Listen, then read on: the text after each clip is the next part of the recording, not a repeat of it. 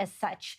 So many in Hollywood have been so vocal on some issues and so quiet on others. So let's find out more. It's a pleasure to welcome from New York, Michael Rapaport. Michael, good to see you. Thank you so much for your time. It's exactly a week into this unprecedented joint U.S.-Israeli operation against the Iranian regime. Having spent so much time in Tel Aviv and New York, your thoughts on seeing these coordinated joint operations unfolding? What can you tell us? Well, first of all, Shavua Tov to everybody in Israel. Listen, my thoughts aren't going to be, I don't have any insider information.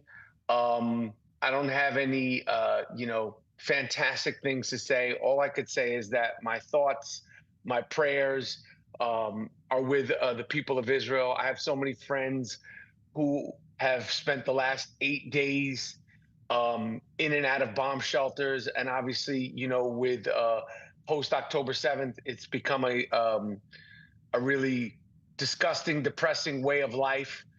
So before I even get into anything, I just have to just acknowledge and say hello and let everybody know in Israel that I am sending love. My family is sending love. And so many people in New York City are thinking, praying, worrying, and sending just so much love and thoughts to everybody in Israel. And Michael, as you well know, first of all, thank you for those lovely wishes across the region. But I want to focus specifically on award season in the entertainment world. Broadly speaking, how is the celebrity world responding to these developments? Hollywood was largely silent after October 7th. Now action is being taken against a regime that has long chanted death to America, death to Israel, a regime that brutalizes its people, its women. What are you hearing from activists and entertainers in the celebrity world, so to speak? It's going to be frustrating. I would keep the expectations low. I wouldn't expect that much to change. I feel like people are unfortunately uneducated. I feel like there's so much misinformation. I feel like there's so much anti-Jewishness. I feel like there's so much anti-Zionism in that community, in my community, and I would keep the expectations low. Like I said before to you guys, the cavalry ain't coming in. If you're looking for big sweeping statements of support, I think that Hollywood is just a microcosm for the rest of the world. And so I think the reality is that there's not going to be any big change. I think that there's been more people speaking out and explaining and articulating from the civilians of Iran who have been through hell for the last 47 years, and obviously last month through one of the worst massacres ever.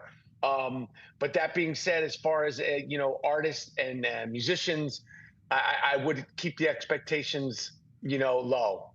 Well, they certainly are low because, as we've seen, all these award ceremonies, all these women, all these activists not speaking out for Iranian women, for the brutality that so many have faced, as you say, over 47 years. And it is a deafening silence, and it raises so many questions. But Michael, we've seen footage of Iranians in the United States celebrating in the last week, waving flags after learning that the terror regime was being targeted, that help was on its way, as the president had promised. What kind of perspective can you share from the streets of New York, so to speak? I think that people understand a little bit more clearly than, everything regarding specifically Israel and Hamas and everything regarding post-October 7th. I think people understand a little bit more clearly. Again, I have to keep expectations low, but I think people understand the fact that 47 years Iran has been not just terrorizing Israel, not just terrorizing the United States, but been terrorizing and funding terror all over the world. It's killed U.S. military, U.S. civilians, obviously funded Hamas and so forth and so on.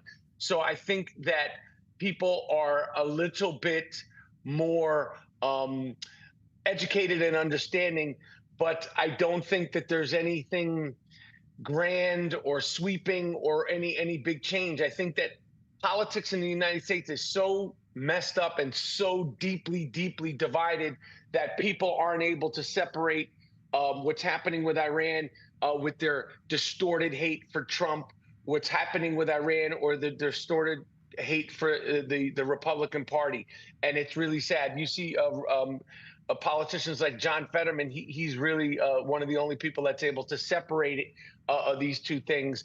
And unfortunately, people have such deep-seated, short-sighted misinformation and hate and disdain that they're not able to see what's going on. Is nobody likes war. Nobody likes to put anybody in harm's way. But this has been 47 years of threats, 47 years of actions, 47 years of terror from Iran. And it's finally, hopefully, it's going to come to an end and the job will get finished. And the people of Iran, the civilians of Iran, could have a better life. And the world could be riddled of so much terror, harassment, and constant threats. And certainly that is the hope, that the world will be a safer place. Michael, on a more positive note, when the flights resume and it's going to be easier for people to fly out of Israel and obviously for tourists to come back in, do you see yourself coming back? More shows, more plans, more visits? Absolutely. I would love to come back as soon as possible. I mean, I was tempted to, start thinking about coming now, but I think it would be insane and selfish to even take up flights because I know so many people have wanted to go home. So many of my friends just got home last night, Friday, who were stuck in New York City. I think that, I just really want people in Israel to be safe. I want people in Israel to have peace. I want people in Israel to be able to, sleep the night. I want the kids in Israel to not have fear. I want the parents. I want the older people. I just want everybody to be able to just have rest and to be able to heal from the last 2.5 years of everything that they've been dealing with. I think about so many people at I-24. I think about so many people that I've come across that I know, some people that I don't know. And I just know so many people have been through the worst of times. It breaks my heart, and it just keeps me tossing and turning. But whatever we're going through here in New York, whatever we're going through here with Zoran the moron, whatever we're going with the celebrities and the protests, trust me, it's nothing compared to what so many people are dealing with in Israel, and obviously, the good people, the civilians of Iran. So I keep it in perspective. Well, we certainly appreciate your message and your strength and your message of resilience right now. Michael Rapaport, live from New York, thank you as always for being with us on this breaking news edition. And as you say, Shavua Tov, to a good week. Anytime, and also...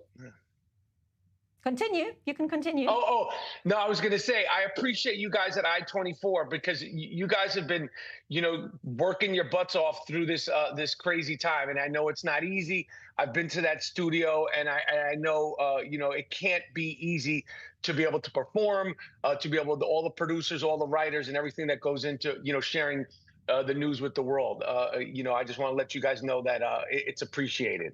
Well, that certainly is very kind, and everybody hoping to be able to broadcast good news in the not too distant future. Yes. Michael Rapaport, thank you. Live from New York. Appreciate it as always. Be well.